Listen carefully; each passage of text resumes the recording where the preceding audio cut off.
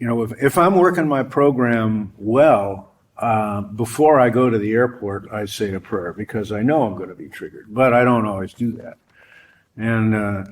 And so I remember steps 1, 2, and 3, and just sort of step back and say, I'm powerless over this. I cannot control what happens when I'm walking around here and all these people are walking by that trigger me. But I know that God can do it, and I'm turning this over to you now, and please help me.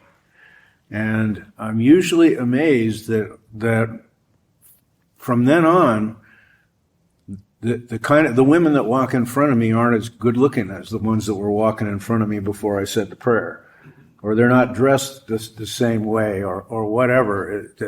I've never been. Well, I can explain it, but I mean, there's no magical explanation for it. But if I pray, all of a sudden those women don't trigger me as much. There was a time when my wife and I were in a big city, and we walked through this square at about 6:30, 7 o'clock. It was summertime, so it was still light, and to get to a restaurant. And when we finished dinner at 9:30 or whatever, it was dark on a Saturday night, and we came out, and the square was totally different. I mean, all the young women were out for Saturday night, dressed in a way to attract attention.